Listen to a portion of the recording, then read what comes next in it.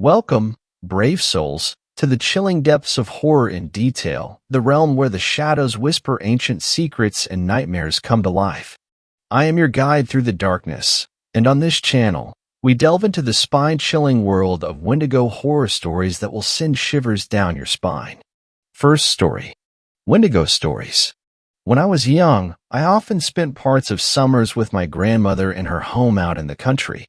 It was my favorite place in the world, and I always looked forward to the week-long stays of gardening, baking, late-night fires with s'mores and ghost stories, and enjoying having my grandmother all to myself. There was a pond, not far from her house, where I would sometimes go to swim. It was home to quite a few frogs, and at night they made the most incessant noises. I complained to my grandmother only once, saying I couldn't enjoy the night breeze with all that racket. She took me on her lap and told me a story about an old man and woman who lived near a lake.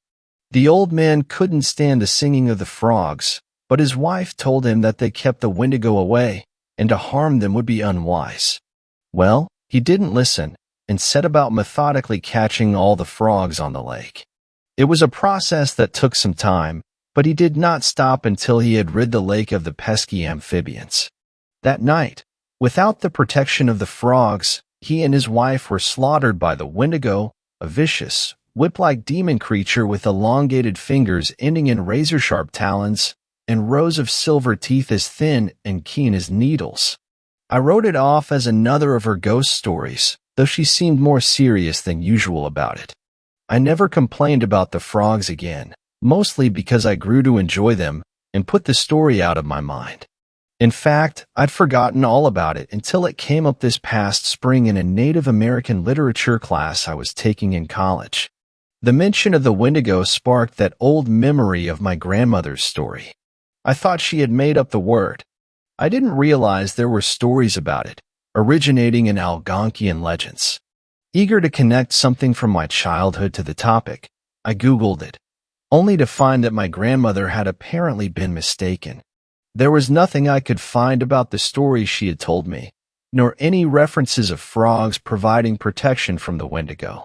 In fact, the Wendigo of legend seemed very little like my grandmother's version. They were said to be insatiable, craving human flesh, and sometimes created from the forms of people who had resorted to cannibalism to survive. Descriptions varied, but they sounded almost nothing like my grandmother's bogeyman version. I actually chucked as I read it, almost a bit embarrassed by how badly my grandmother had messed up the original tale. I changed residences this summer, moving to a newly built, 1,000 square foot, on each side, duplex on the edge of town. The other side is to be occupied by my landlady, who'd had the place built. However, she isn't scheduled to move the rest of her stuff in and begin living there for a couple of weeks. She's waiting for her lease to end. Even though my new place is only a few minutes from the edge of town, it feels much more isolated. I enjoy the seclusion of my new home and its proximity to a more natural setting. I'm surrounded by woods, and from my patio, I can even see a pond beyond the carefully landscaped lawn, which is meticulously carved out from the surrounding woodlands.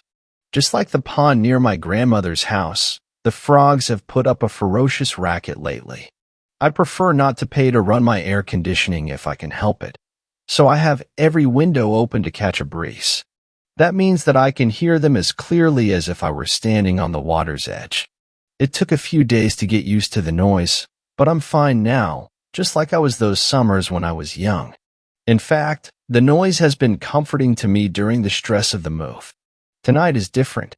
I find myself standing in my living room, staring at where the pond is, though I can't see it in the dark. The air is eerily still and oppressively warm, but all my windows are shut, and I feel impossibly cold. I'd long since convinced myself that my grandmother's story had been a silly tale, a twisting of an old legend by irreverent storytellers. But for some reason, I have the most overwhelming sense of dread growing in the pit of my stomach. I don't know what to do. I'm trapped. Leaving my house means braving the darkness beyond my home, but I don't know if I'm going to be safe in here, either. The frogs have stopped singing. Second story. I found a village in the forest that does not exist. I have been a park ranger for many years, and I love the forest because it is diverse. In Elysian Grove, the trees stretch their branches across the sky, and the ground is covered with an intricate weave of grasses, shrubs, flowers, and mosses. Every time I walk into the forest and catch sight of a new vista, I feel as if I am discovering something brand new. A hawk glides past me and I watch his every move. Then, I realize that he is hunting, searching for prey to bring home to his family. If a fire spreads through the forest and destroys everything in its path, a vast portion of our natural history will be lost forever. Several weeks ago, however, something peculiar occurred to me that I just have to share with you. I was on my usual patrolling in the forest. The towering trees and a canopy of leaves were so thick they blocked out all the light. The ground was covered in a soft blanket of moss, lichen, and ivy, with interweaving roots and fallen logs forming intriguing pathways. The air was thick with the fragrant scent of pine needles and wildflowers, and the sound of birdsong fills the air. A deep silence pervaded the forest, broken only by the rustling of leaves, the gentle ripple of stream water, and the croaks and calls of various wildlife creatures. Every now and again, I could hear distant thunder rumbling in the distance, or a twig snapping underfoot. Everywhere I looked, there was beauty and serenity.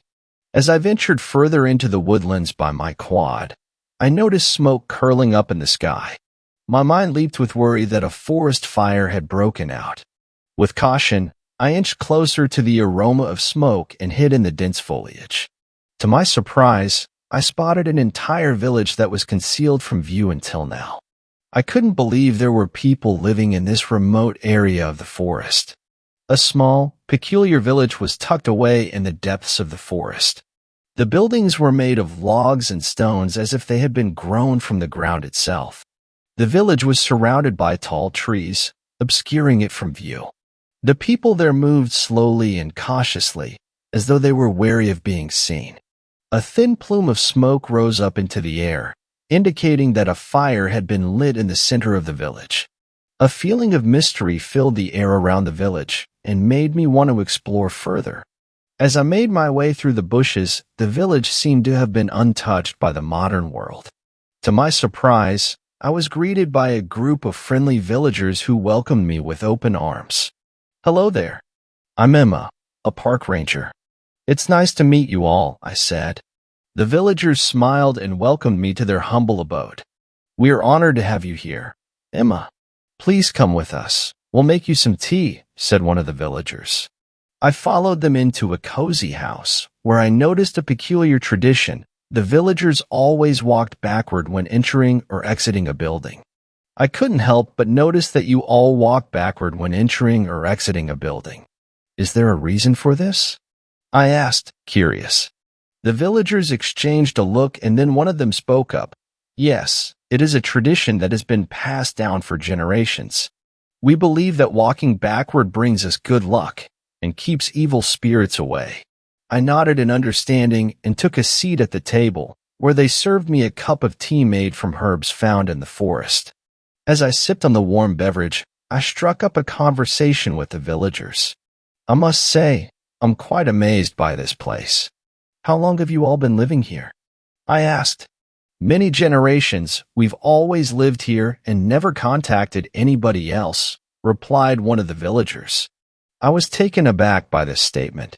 It was hard to believe that such a remote village had managed to survive without any contact with the outside world, not to mention that I had been working as a park ranger, but I had never come across their village, and I should have known about it. That's quite impressive. How do you manage to sustain yourselves?" I asked. "We have our own land and we cultivate it for our needs. We also gather food from the forest and the nearby river," replied another villager. As we continued to chat and drink tea, I felt a sense of peace and tranquility in the village. It was a stark contrast from the hustle and bustle of the city. As we conversed, I pulled out my pocket-sized vanity mirror to check my lip color. Before I could lift it up to my face, I saw the uneasiness in the room, followed by a few stares when they realized what it was. Even in the dim light of the room, I could tell the residents wanted me to keep it away. It was very odd, and I couldn't help but ask, "Excuse me, is there something wrong with my mirror?" The residents looked at each other nervously, and then one of them spoke up. "We don't like mirrors in this house. They give us bad luck and attract negative energy." I was taken aback by their response, but I tried to hide my surprise and asked, "Really? I've never heard of that before. Could you tell me more about it?" The residents hesitated for a moment, but then they opened up and shared their beliefs with me. In our culture, mirrors are believed to be a portal to another world, and they can attract spirits and ghosts.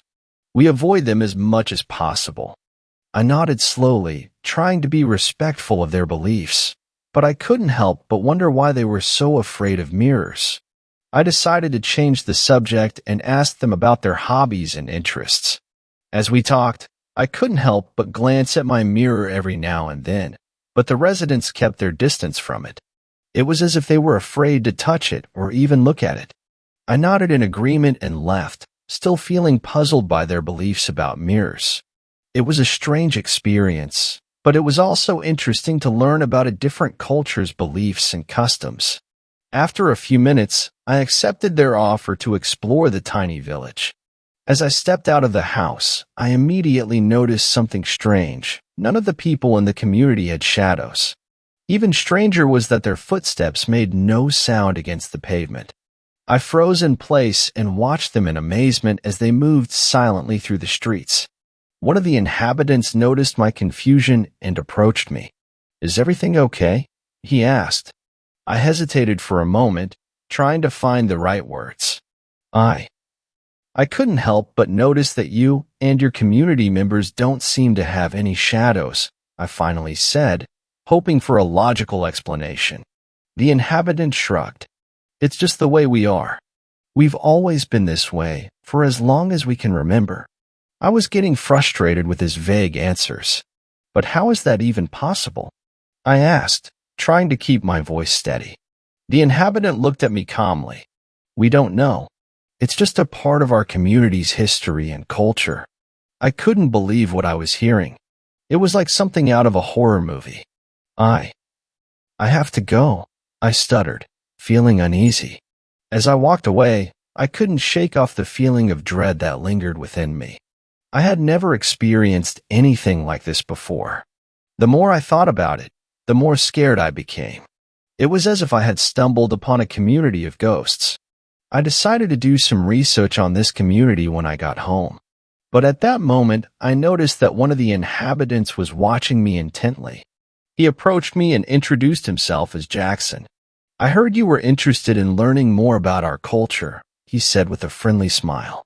"If you'd like, I could take you deeper into the village and show you around." I hesitated for a moment before agreeing. Jackson seemed nice enough, and I was curious to learn. He led me through the narrow streets, pointing out various landmarks and explaining their significance. We eventually stopped in front of a large building, and he explained that it was a temple dedicated to the gods of their community. It was a stunning sight. The temple was made of white stone and had intricate carvings all over its facade. The windows were stained glass, depicting scenes from ancient mythology. We stepped inside the temple, and I couldn't help but feel awed by its beauty. Everywhere I looked, there were statues and sculptures that seemed to come alive with each movement of light. The walls were decorated with colorful tapestries and paintings that depicted stories from long ago. As Jackson and I were leaving the temple, I suddenly heard the sound of bells ringing in the distance. I turned to Jackson, puzzled. "What's that sound?" I asked. Jackson smiled at me.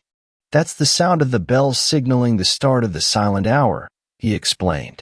"For the next hour, nobody in the village is allowed to speak or make any noise. It's believed to help us attune to the forest's energy." I was taken aback by his explanation. "Wait, what?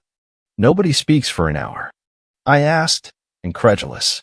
Jackson nodded. "Yes, it's a tradition that we've had for many years. It helps us connect with nature and find inner peace." I couldn't help but feel skeptical about the idea. But how do you communicate with each other during that time? What if there's an emergency? Jackson chuckled. We have our own ways of communicating without speaking. We use hand gestures and facial expressions, and if there's an emergency, we break the silence. As we walked through the village, I noticed that everyone was observing the silent hour. It was eerily quiet, with no sound except for the rustling of leaves and the occasional chirping of birds. I tried to keep quiet, but it was difficult for me. I was used to talking and making noise, and the silence was making me feel restless. I couldn't help but feel like I was being punished for something.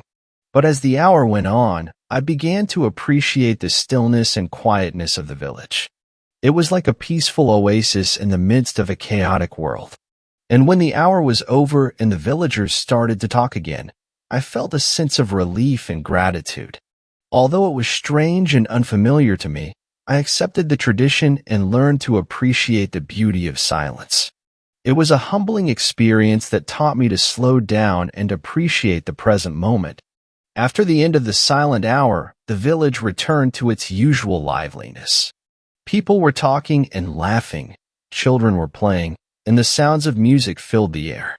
I spent some more time exploring the village, admiring its beauty, and talking to the locals. But as I spent more time with them, I began to notice something strange. The people in the village were somehow different from anyone I had ever met before. They spoke in a strange language that I couldn't understand, and their customs and beliefs were completely foreign to me.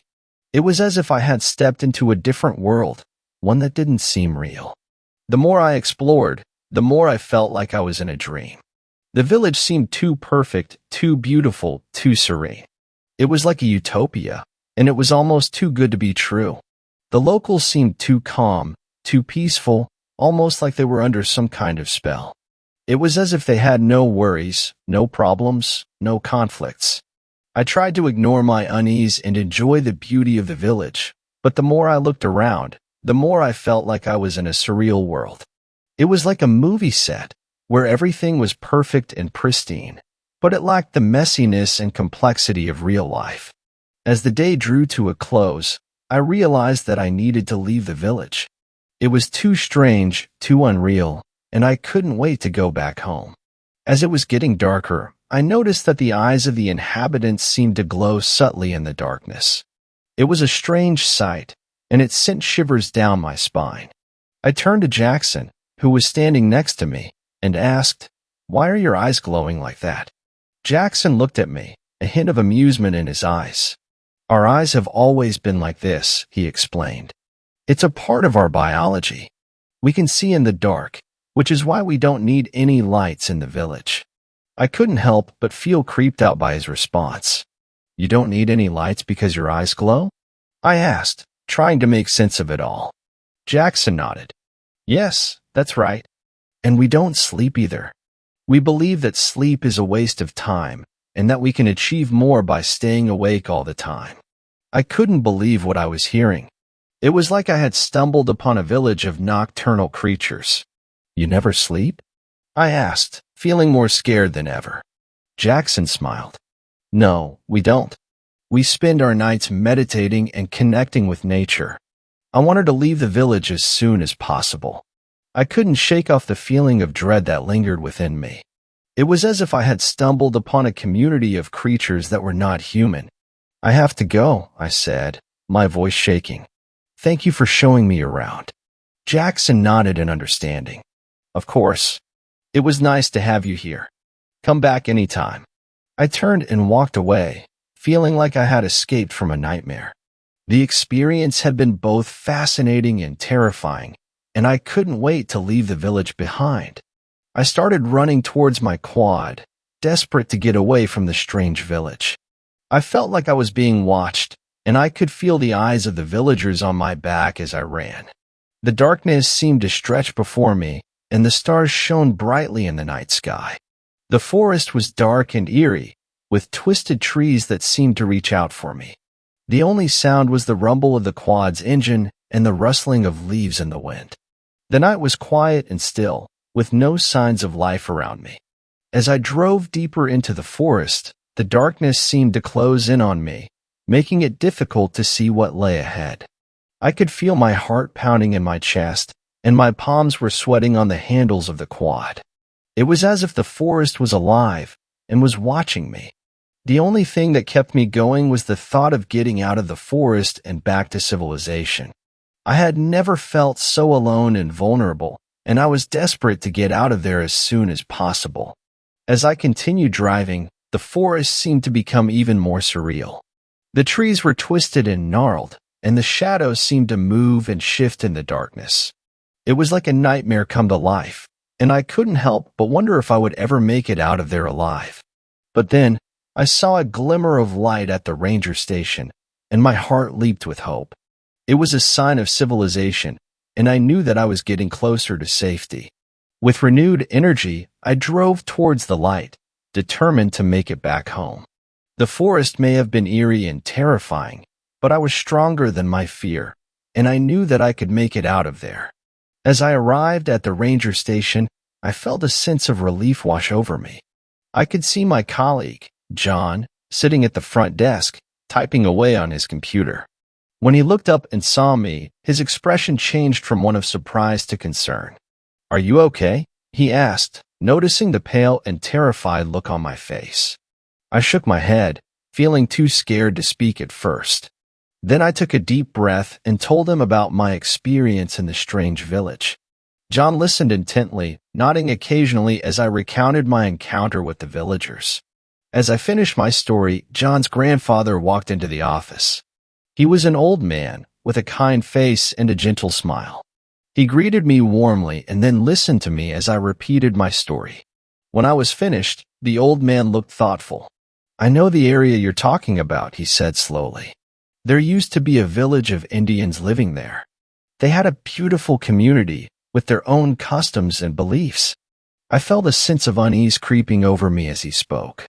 "What happened to them?" I asked, my voice shaking. The old man sighed. "They were hit by a natural disaster a long time ago. Their village was destroyed, and no survivors were ever found." I felt a chill run down my spine.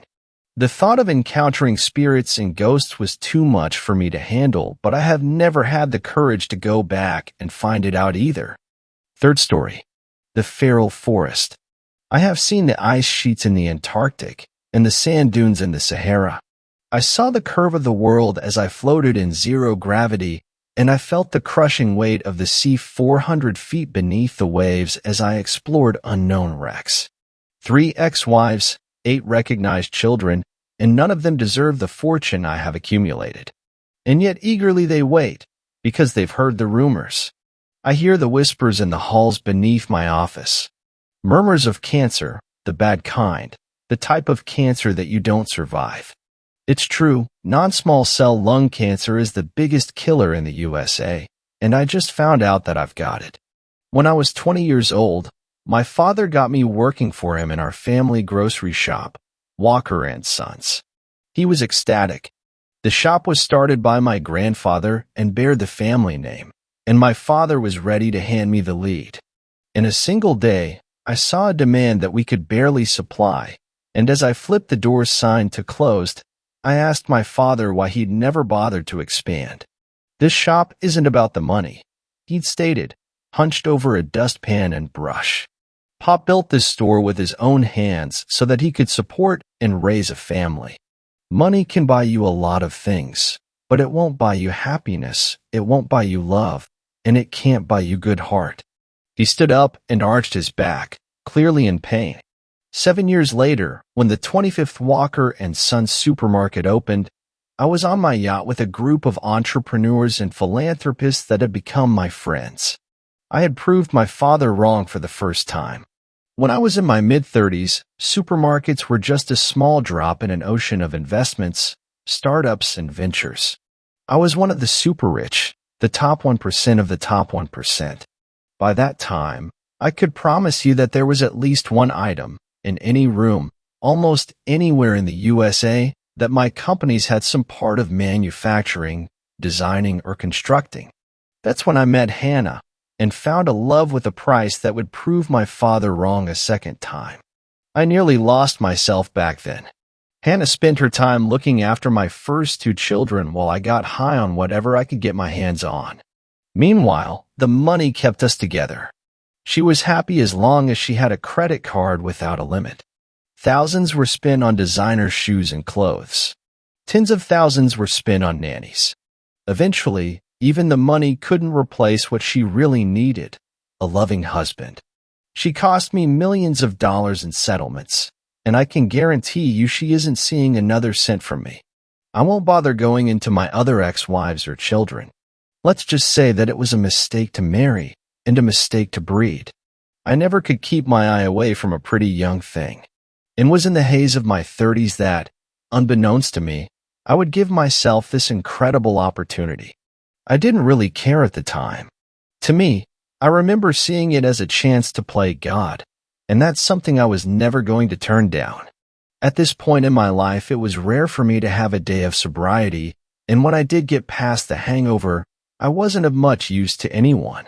The letter had been sat on my desk for a couple of weeks before I got around to opening it. It had managed to stay at the top of the pile because the man that had delivered it to me had been stubborn enough to insist it was to be hand-delivered by him. He waited outside for nearly 5 hours. When he was finally sent up to see me, he simply handed me the letter and left. The contents described a project unlike anything I'd ever heard of. It asked for a hefty amount of money just to begin, and then an annual sum to cover the costs of staffing and research and development. I couldn't give it to them fast enough. I secured myself a line with the head of operations, Mark Young, and told him I was always on the other line. Mark purchased a vast amount of lush forest land in an area I won't disclose under his own name with an account funded by me. He erected a wall around the perimeter and hired 24-hour surveillance. Not a single spot in or around the forest was unseen at any time. With that, and a tree canopy thick enough to avoid any potential satellites snooping on us, we were safe. A building large enough to be a small town was constructed. It had a food mall, a hairdresser, a small hospital, staff living quarters, and everything the workers would need in their new home, for however long their contract was for. Mark's plan could never have come to fruition without me, so I owned him. Between ourselves, we called it the forest. In public, we didn't talk about it at all. No one did. The staff were looked after as long as they didn't ask any questions. We tried our best to keep the sections separate, and, in general, everyone was happy to keep their knowledge to themselves. Our first step was to buy the orphans. We purchased 25 healthy baby boys and girls from different orphanages of different ethnicities and countries. We raised them without language, without education, without love. Once they could walk, they were taken from the nursery and placed into the nest. The nest was designed to introduce the subjects to the world. It was a simple 3-walled room with a ceiling to keep them dry, and a small outside area enclosed by a simple chain-link fence to keep away any animals. There was nothing in the nest except for grass and mud. We didn't clothe the subjects or give them beds. Mark wanted to know what a real human was like. Each morning and night, a siren would wail. From a hatch in one of the walls, we would drop cooked meats. As the children grew older, they began to fight for the food. Scratching, pushing, and pulling at hair.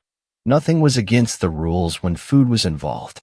Once they were 5, male subject 6 wandered up to the fence and put his face against the wire. His body was already marked with scars and bruised from that day's fighting. Without much hesitation, he clambered up the wire frame and dropped down the other side. From that moment, the subjects were free to roam the forest. As puberty set in, the forest became a difficult place for the girls, and consequently, the boys. Under the circumstances, it was difficult to say if consensuality was something we could ever consider. These were humans, but they did not have a language beyond grunts and shouts. They did not have law that permitted or denied certain acts. Everything was natural. This was the first time we saw something that divided the pack. Suddenly, the boys were no longer happy in each other's company. With sex came ownership, and with ownership came an unwillingness to share. The biggest of the boys were also the first to hit puberty. Male subjects 1 and 12 each took control of a large proportion of the girls.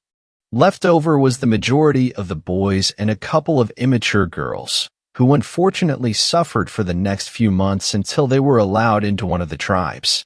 Food became a battle between the men. 3 male subjects were killed in as many months. Another simply died from starvation.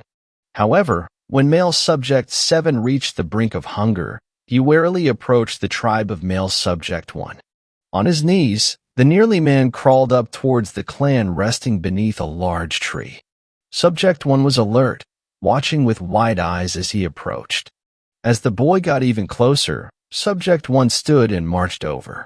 The girls were getting restless. The boy stopped moving and shielded his face with his hands, peering through the cracks in his fingers. In a moment where the choice was violence or sympathy, this was the first time a subject had shown sympathy. Subject 1 nuzzled the boy away with his foot, pushing him from the group. 7 was too weak to even crawl away and fell to his side. He died the following day. It was during this time, when the feral children were nearly 15, that I decided to enter the forest. Mark had argued with me furiously right up until I'd told him I'd pull the plug on the funding to his project if he didn't let me in. He let me join the group with a scowl and insisted I was as accurate in mimicking their condition as possible. In his words, they should have no reason to believe I hadn't been living there for my entire life. And so, Mark Young watched as his 40-something billionaire investor took to the forest stark naked and eager to begin. I sauntered up to 12's tribe with my hands swinging by my sides. The boy shot up to me, screaming and hollering in my face, trying to push me away from the girls. I'd seen him do this to the other boys, and usually it worked. I tackled him to the ground and punched until he was spitting blood and barely moving. Dominance was key. The tribe became mine, and I took 7 girls from the boy I left wheezing on the grass. He stumbled away from us, back toward the other boys that had been confined to their own company in more recent times. My girls were beautiful. They were young, fit, athletic, and the sex was incredible. It was so primal and instinctive. I've honestly never had such insatiable urges, not even the drugs compared to it. Quite frankly, I'd never been happier. Over the course of a few weeks, I gave them names that suited their faces. I learned each of their quirks. I stood my ground against any of the boys that tried to take my throne. I got in fights to win my tribe our food, and I never spoke a word. I was only planning on spending a couple of days in the forest, but I stayed for 4 months. Once I finally left the forest, I never really managed to fit back into the real world. My mind kept drifting back to my girls. My third wife was nothing compared to them. My kids were screw-ups. My businesses all but ran themselves, and the world outside of the confines of that forest was lackluster and meaningless. When Mark gave me the call nearly 5 months later, I felt a happiness I hadn't felt since I was in the forest. 3 of my girls were showing signs of pregnancy. 3. I gave my wife whatever she needed in order to have her sign for a divorce and flew to the forest. I watched them on the cameras. They were beautiful, flawless, even. 12 had reclaimed the group, and I felt rage building inside me as I saw him laying with my girls. I nearly threw up when I saw him sleeping with them, 2 heads nestled into his neck. It should have been me. It should always have been me. I stormed back into the forest with fire in my eyes. The boy was alerted to my presence by the frightened noises the girls made as they scampered behind the trees for cover. I would never hurt them. 12 was a bit bigger than when we last met, but not by much. Not by enough. I think I broke one of his arms because he ran off into the forest whimpering with it held to his chest. I took no time asserting my dominance with the girls. It was good to be back. The world was perfect again. 2 of the children survived. Once the first was born, Mark and I agreed that more food was needed to be dropped to feed the increasing population. The other tribe also had 2 babies, and it was important for us all that our girls were getting enough to live. Male subject 1 and I had come to an amicable, unspoken agreement that we would each take half of the food that was dropped. The other boys scavenged what we left behind. Every 6 months I had a checkup with the doctor in the building attached to the nest, and after a few years I stopped talking altogether. My companies continued to profit. My children did not care for me, or I for them, and I truly needed nothing more in the world. Today I had my biannual checkup with the doctor. I've been living in the forest continuously for 17 years. The sounds of the city drive me crazy. All of the engines and horns and shouting and bright lights all through the day combine with the foul air and make my head spin. The screen on this computer is hurting my eyes, and it takes me forever to find the right key. Mark is still watching me every day. He says he might join me next year, when he retires. The doctor flew in a specialist who confirmed the cancer in my lung, and was told not to ask any questions. What's funny is that, even now, I have the chance to prove my father wrong for a third and final time. My father said money can't buy a good heart, but it can buy a good lung from a willing donor. The truth is, my sons have begun to best me in the forest. I do not have much time left with my girls before a new king heads the pride. If I do get a transplant, I must either go back to the real world or live out my days shunned from my own tribe, which I cannot bear to do. I'm sorry, Mark, but it looks like you'll be going in alone. I have seen the ice sheets in the Antarctic and the sand dunes in the Sahara. I saw the curve of the world as I floated in zero gravity, and I felt the crushing weight of the sea 400 feet beneath the waves as I explored unknown wrecks. 3 ex-wives, 8 recognized children, and none of them deserve the fortune I have accumulated. But 13 girls, 15 children, and 9 grandchildren, along with an entire forest of people, true people, deserve every cent I have ever earned and ever will earn. When I die, all of my savings and subsequent earnings will go directly to the forest to provide space to expand and grow. Thanks for the ride. 4th story. I climbed the stairs in the forest and still regret it. 13 years ago, I went mute, and I am finally able to talk about what happened. From a young age, I was an extroverted and a stubborn girl. Although I always listened to my parents, but that time, at 12 years, I felt rebellious. My neighborhood held a Girl Scout camp. Every year, my parents didn't allow me to go, but this time I felt old enough, which was my first mistake. Me and Kelly, my best friend, begged our parents, but they refused because they are responsible adults who cared about us. But to us, 12-year-olds, they seemed like monsters. So, I made a plan. We told our parents that we are going to Katie's house for a sleepover. They talked to Katie's parents, and we did stay at Katie's for approximately 12 minutes, and then we left for our epic camping trip. Kelly decided on the place, Lundenburg Woods, and that was our second mistake. Kelly and I have been best friends ever since we were little. Recently it was her birthday, and I gifted her a unicorn bracelet which she never took off. Our neighborhood is surrounded by woods. The Girl Scout camp took place in the eastern part of Westvia Forest, so we were quite far away. We didn't really have any camping gear, just 2 pillows, a blanket, a small Barbie tent, a flashlight, and some snacks enough for a day. We rode our cycles from Katie's to the woods. At first, everything seemed nice. We heard birds chirping and cars go by. The weather was nice and warm. We saw squirrels and rabbits jumping around. But as we went on, the forest grew thicker. We were tired of running around, so we sat under a dark-shaded tree. We ate our snacks, and I tried to scare Kelly, but what will happen next terrifies me to the core.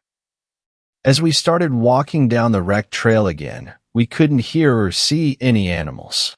The only sounds we could hear were of the rustling of the leaves. There was an eerie presence in the woods. I felt uncomfortable and suffocated. And then there was a sudden cloudburst. It felt like the whole woods were closing in on us. An ominous feeling wrapped around me. The trees looked like tall, intimidating creatures. The peal of thunder startled us, and both of us ran for shelter. In a state of panic, I realized that Kelly was missing. Fog surrounded me, so I couldn't see anything, but I could feel she wasn't here. After I calmed down, I investigated my surroundings and scouted for Kelly. As I said before, where I lived was quite warm, but here it felt like it dropped about 10 degrees. Anyway, while walking down the path, I noticed something. It was iron? As far as I know, that wasn't natural. Why would there be human-made stuff so deep in the forest? I walked closer to it, and in betwixt of the fog, I saw an iron staircase. It seemed new, polished, and untouched by nature, almost as though time had stopped for it. It seemed like someone had cut the stairs from a house and put them here. I was so mesmerized by them that it didn't even register to me that all the sounds were blocked off. At this point, I could hear nothing but my own breath. Looking at the stairs, I felt an unexplained morbid feeling to climb up them. At that time, I felt like it was a must to climb. I had no choice. So I did. I started climbing them. With each step, I felt disconnected from reality. Nothing mattered. Eventually, I couldn't even hear my own breath, or was I not breathing? You may think that creepy sounds and screams are scary, but no. Silence, dead silence, is the most terrifying thing that could destroy a person. This type of silence will make your skin crawl and make you want to rip your ears out.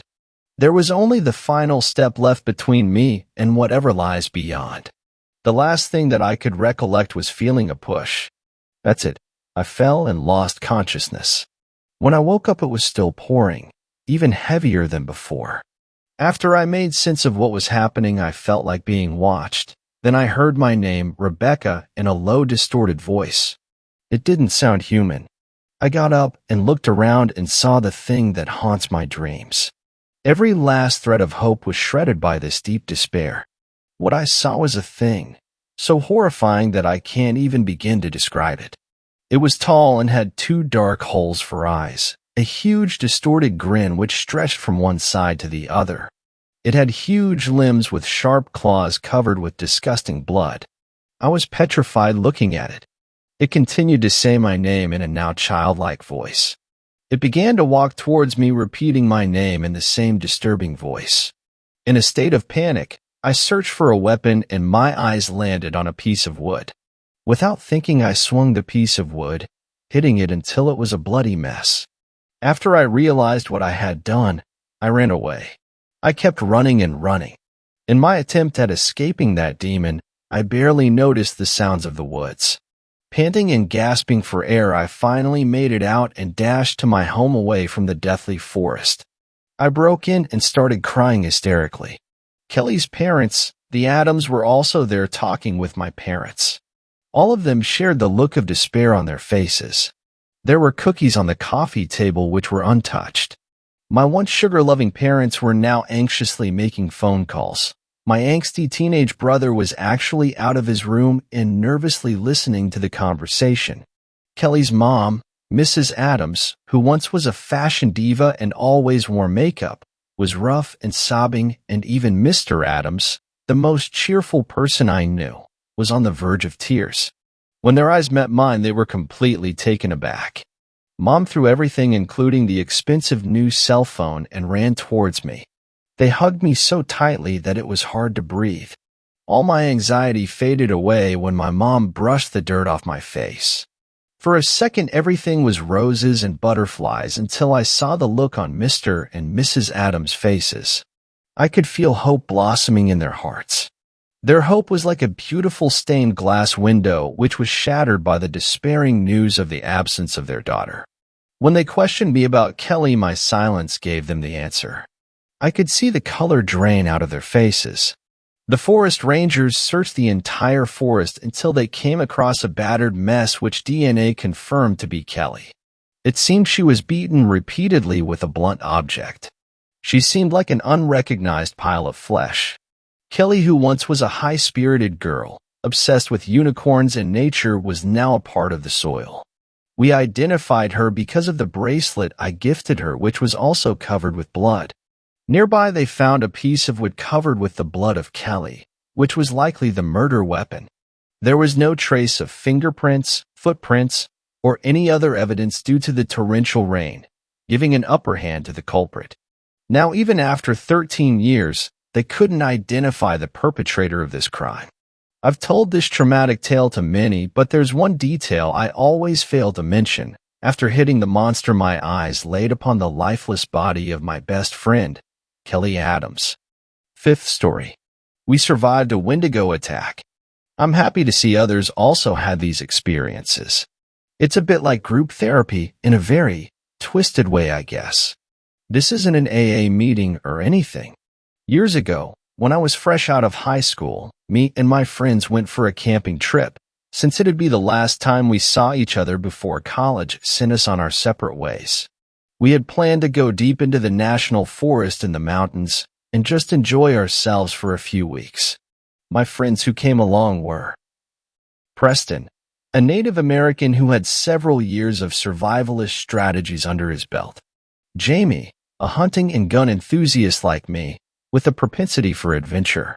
Mark, Preston's friend, not so much mine. He smoked a lot of drugs and seemed to be okay, but I was always on edge around him. With us we packed 2 tents, dried fruit, rice, jerky, camping supplies, and beer, along with a Mini 14 rifle A Saiga, 12 shotgun 2 pistols, my Taurus Judge revolver, and Jamie's .357 revolver.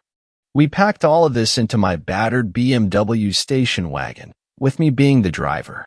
Stopping at a car park, we loaded up our gear on our backs and began going deep into the forest. The first day was uneventful.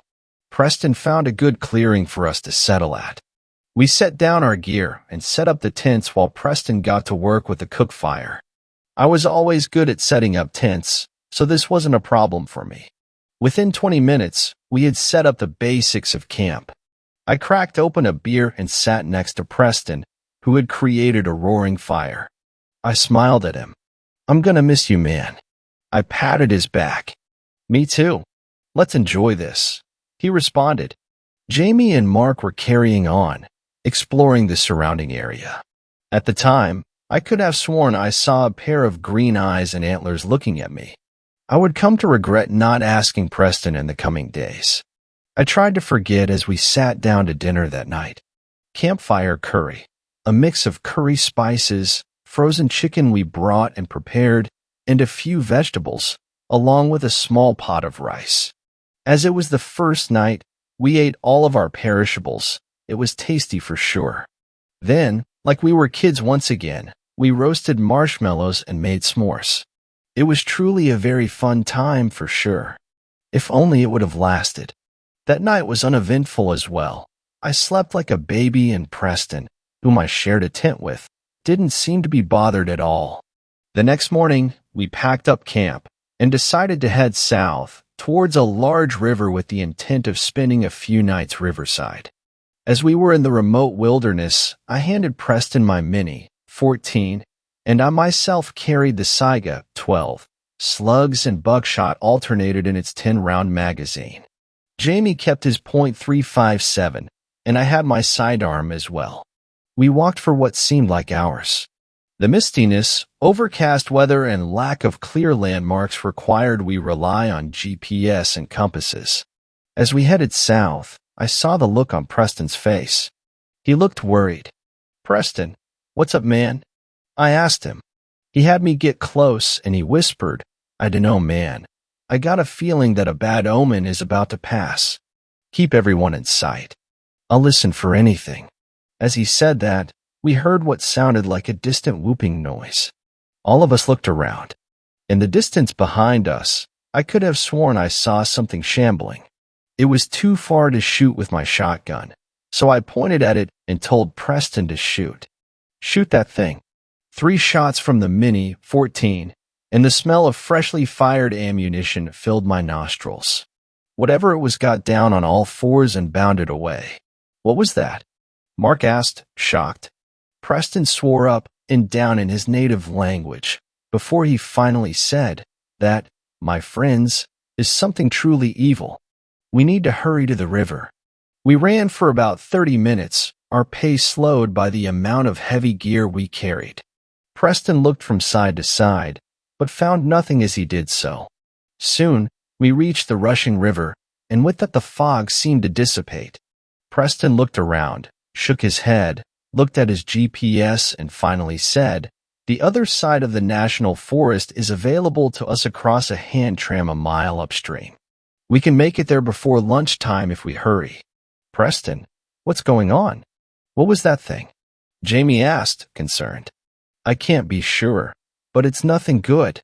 I want to try and lose it across the tramway. Whatever that thing is, if it's anything like my family stories, it won't ford a river. We're going. That's final."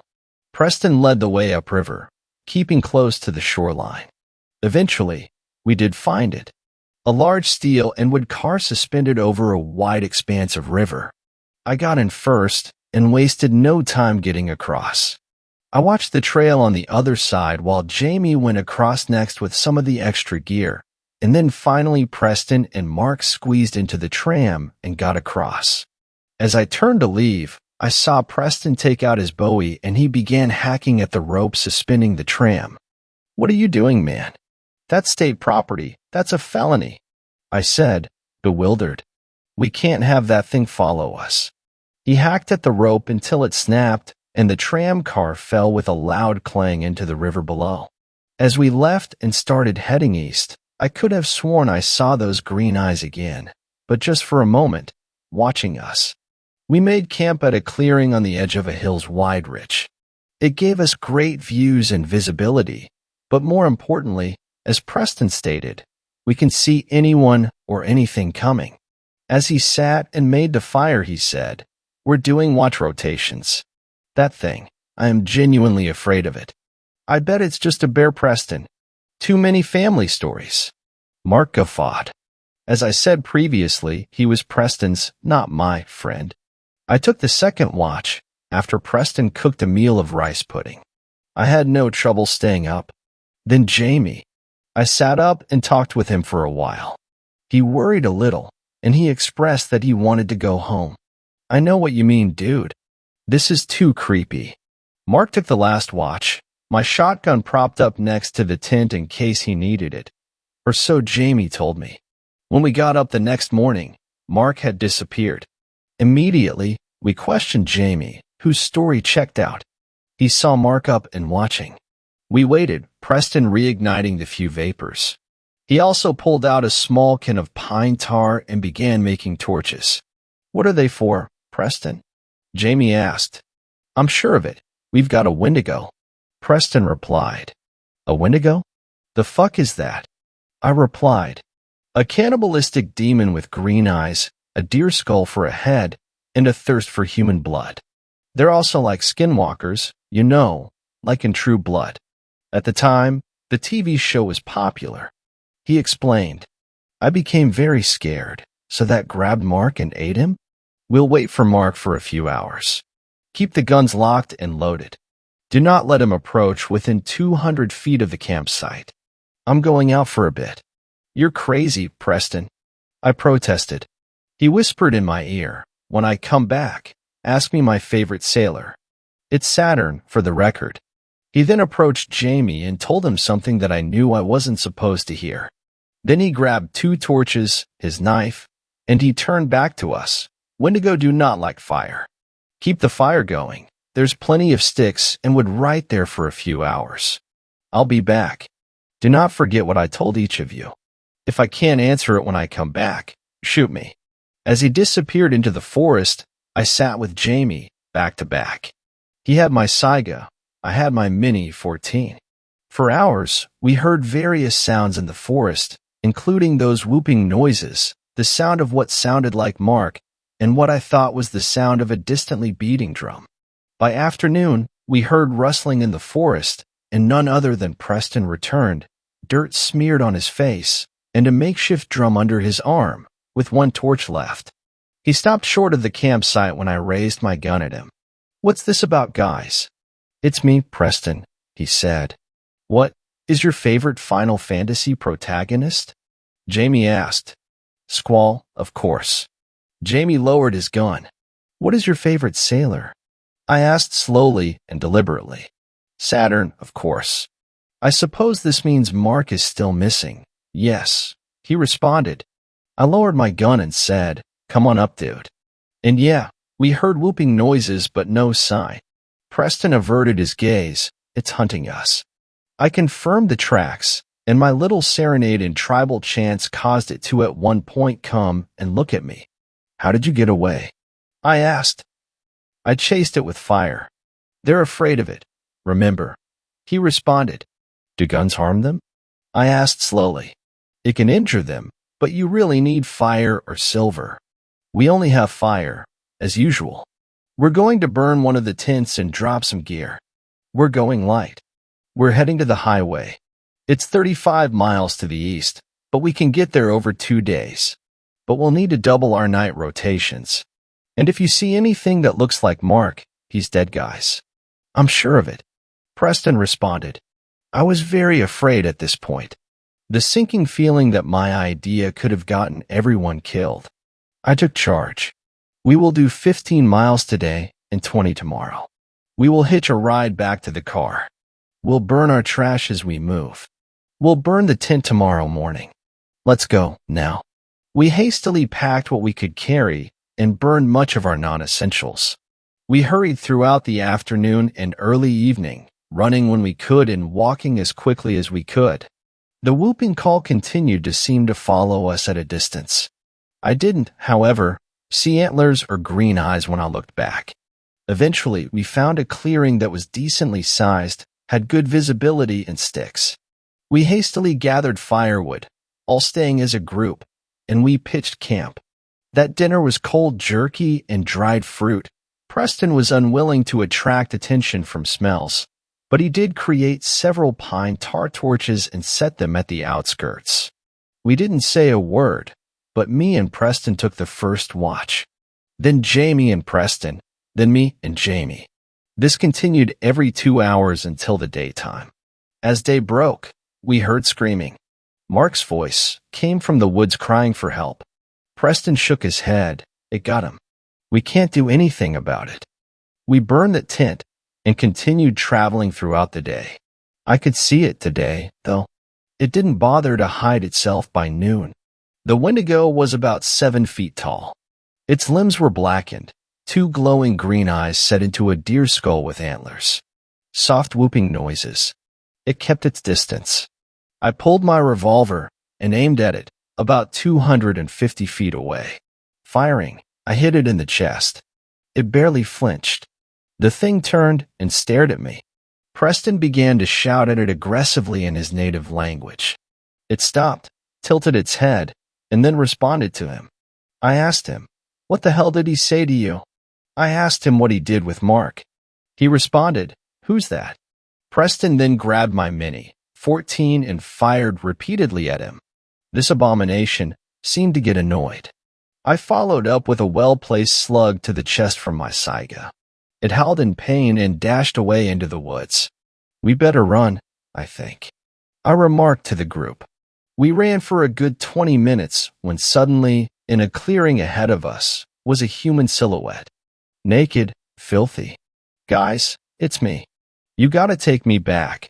I escaped that thing and have been running from it for the last day. It was Mark. I pointed my Saiga at Mark. What happened to your clothes, Mark? Yeah, and if you're Mark, tell us the name of the school we went to. Preston said. He pointed the rifle at his head. Come on, guys, don't play around. It's me. I'm cold, I'm hungry, and I want to go home, he protested. Jamie shoot him in the leg with his revolver. Mark screamed in pain. Unless you want the next to be your head, answer the fucking questions. Jamie shouted. That's when Mark's head snapped to Jamie in a grossly unnatural fashion. I was paralyzed by fear as it appeared as if Mark was contorting and screaming in unnatural tones. I fired, repeatedly. All remaining shells in the magazine. It just seemed to shred the upper skin. Putting that on my back, I remembered, Wendigos hate fire. I grabbed my lighter and a can of bug spray, and I dashed at the thing that was once Mark, spraying it with the fire from my makeshift flamethrower. As I burned it, Preston laid down 2 entire magazines into it and then dumped the rest of his pine tar on it, and Jamie emptied his revolver. When it finally stopped screaming and moving, we were left with a mutilated and charred corpse, half Mark, half Wendigo. We all threw up. Preston began to butcher its corpse and said, "I've got to destroy the corpse. It's only right that I do this." For an hour, Preston burned and cut up the corpse, then cut the heart out. He put it in a plastic bag and then shoved it into his jacket. It took us another few hours to reach the highway. Preston sat and began to cry on the sidewalk as Jamie kept a hitchhiker thumb out. I sat next to him and asked, "What are you going to do with the heart?" "I have to take it to the reservation. There, my elders have to know these things are still out there. And we need to protect those from these monsters. He clenched his fist. "I'll wipe them out by myself if I have to." For Mark. By evening, a sympathetic farmer stopped and let us ride his bed into town. From there I paid for a cheap motel room, where we breathed a few sighs of relief. The next day, we returned to my car. Thankfully, it started, and we left the area around the forest easily. I didn't talk to Preston for several weeks after that.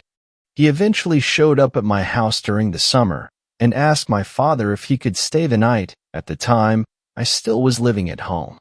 My dad obliged.